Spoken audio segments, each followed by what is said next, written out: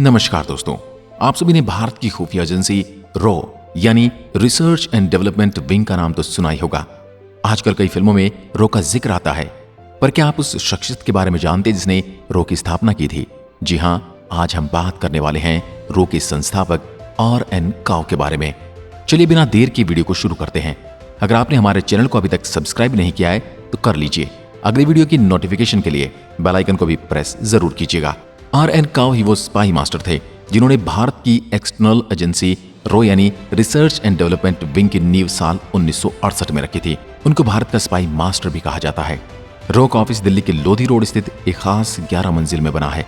इस बिल्डिंग में अगर आप घुसेंगे तो पाएंगे कि यहाँ किसी भी दरवाजे या केबिन के आगे न तो कोई नेम प्लेट है और न किसी अफसर की पोस्ट कहीं पर लिखी है। रॉ चीफ का ऑफिस इस बिल्डिंग के 11th फ्लोर पर है, जहां तक एक डायरेक्ट लिफ्ट बिना किसी फ्लोर पर रुके सीधे पहुंचती है। RN काओ ने जब भारतीय एक्सटर्नल खुफिया विभाग की नींव रखी तो उन्हें कुछ नियम बनाए। उनका पहला नियम यह था कि रॉ में कम से कम चीजें रिटर्न होंगी और ज्यादा से ज्यादा चीजें मुंह ज़बानी ही याद रखी जाएंगी। किसी भी सीक्रेट मीटिंग में पेन या पेपर का कोई भी इस्तेमाल भूल जाइए। RN काओ ही भारत के पहले 3 प्रधानमंत्री जवाहरलाल नेहरू, लाल बहादुर शास्त्री और इंदिरा गांधी के समय में देश के खुफिया विभाग को संभालने वाले पहले स्पाई मास्टर थे। RN काओ आकर्षण व्यक्तित्व के धनी थे। कुछ ज्यादा लो प्रोफाइल रहना पसंद करते थे। वो इतने लो प्रोफाइल रहे कि उनके जीते जी उनकी कोई फोटो किसी अखबार या मैगजीन में नहीं छपी। RN काओ काफी रिजर्व स्वभाव के व्यक्ति थे। फ्रेंच इंटेलिजेंस एजेंसी DGAC के प्रमुख के अनुसार RN काओ 70 के दशक के 5 बेस्ट इंटेलिजेंस चीफ में से एक थे। RN काओ का जन्म 10 मई 1918 को वाराणसी में कश्मीरी पंडित परिवार में हुआ। उनका पूरा नाम रामेश्वर नाथ काओ था। वो आज के प्रयागराज में भी रहे। उनके दोस्त और रिश्तेदार उन्हें प्यार से राम जी कहते थे। अपने करियर की शुरुआत उन्होंने 1940 में IPS की परीक्षा पास करके की थी। उसके बाद उन्हें उत्तर प्रदेश कॉर्डर दिया गया था। ब्रिटिश राज में से इंडियन इंपीरियल पुलिस या इंडियन पुलिस कहा जाता था। 1948 में जब इंटेलिजेंस ब्यूरो की स्थापना हुई तब काओ को यहाँ का डेप्यूटी डायरेक्टर बनाया गया था और साथ ही साथ काओ को प्रधानमंत्री जवाहरलाल नेहरू की सुरक्षा की जिम्मेदारी भी सौंपी गई। ये काओ के करियर में बड़ा उछाल था। बस यही वो समय था जब उनकी इंटेलिजेंस की दुनिया में एंट्री हुई। RN काओ ने अपने कार्यकाल में कई अहम खुफिया मिशन अंजाम दिए। साल 1955 में चीनी सरकार ने एयर इंडिया का विमान कश्मीर प्रिंसेस भारत से चार्टर पर लाया था। इस विमान को बॉम्बे से उड़कर हांगकांग होते हुए जकार्ता जाना था। इस विमान में चीन के तत्कालीन प्रधानमंत्री सुजुन लाई यात्रा करने वाले थे। हालांकि इन वक्त पर चीनी प्रधानमंत्री ने अपेंडिसाइटिस का दर्द उठने के कारण अपनी यात्रा रद्द कर दी। बाद में इस विमान में एक विस्फोट हुआ और ये साउथ चाइना सी में क्रैश हो गया। इस विस्फोट में कई चीनी अधिकारी और पत्रकार मारे गए। रामा काओ को इस घटना की जांच की जिम्मेदारी सौंपी गई। उन्होंने अपनी काबिलियत का परिचय देते हुए बेहद कम समय में यह पता लगा लिया कि विस्फोट के पीछे ताइवान की खुफिया एजेंसी का हाथ था।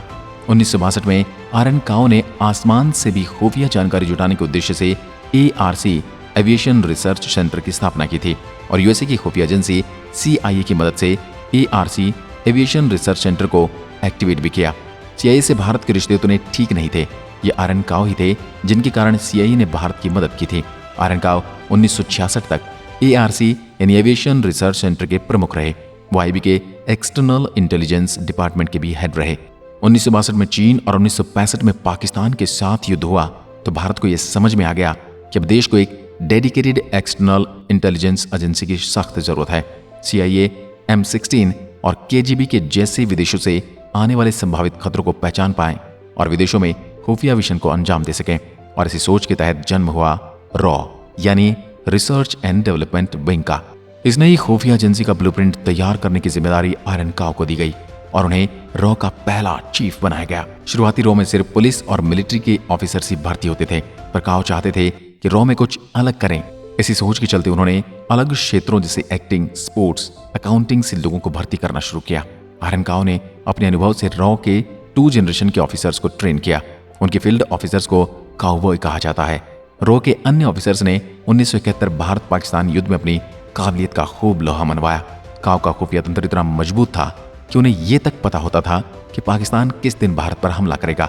काओ और उनके साथियों की देखरेख में 1 लाख से ज्यादा बांग्लादेशियों की मुक्ति वाहिनी सेना को भारत में प्रशिक्षण दिया गया। आज अगर सिक्किम भारत का अटूट अंग है तो उसमें भी रामेश्वर काओ ने बड़ी भूमिका निभाई थी। 1973 तक सिक्किम में राजशाही थी। RN काओ ने बिना खून की एक बूंद बहाए इस अत्यंत गुप्त मिशन को उन्होंने सिर्फ 4 अफसरों के साथ मिलकर पूरा किया और राजशाही को खत्म कर दिया। जिसके बाद सिक्किम भारत का 22वां राज्य बना। काओ को इंदिरा गांधी का करीबी माना जाता था। इसी कारण इमरजेंसी के बाद जब भारत में जनता पार्टी की सरकार बनी तो इमरजेंसी के दौरान काओ के रोल पर उंगली उठाई गई।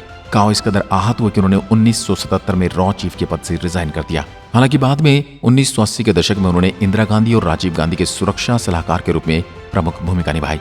काओ ने ही भारत की पहली एलिट काउंटर टेररिज्म यूनिट और नेशनल सिक्योरिटी गार्ड NSG की नींव रखी थी। रिटायरमेंट के बाद वो सार्वजनिक जीवन से लगभग गायब हो गए थे। बताया जाता है कि साल 2002 में अपने निधन से पहले उन्होंने अपनी जीवनी को कई पार्ट में टेप रिकॉर्ड किया था, जो अब रो के पास क्लासिफाइड है। भारत को सुरक्षित और खुफिया तौर पर मजबूत देश बनाने में RN काओ का बड़ा योगदान रहा। आज भारत की खुफिया एजेंसी रॉ का पूरा वर्ल्ड लोहा मानता है। तो ये थी भारत के स्पाई मास्टर की कहानी। कैसी लगी हमें कमेंट सेक्शन में जरूर बताइए। इस वीडियो को अपने दोस्तों और परिवार के साथ शेयर कीजिए और ऐसी ही और जानकारी पाने के लिए देखते रहिए हमारे चैनल नॉलेज बाबा हिंदी को। आज की वीडियो में बस इतना ही। धन्यवाद। जय हिंद, जय भारत।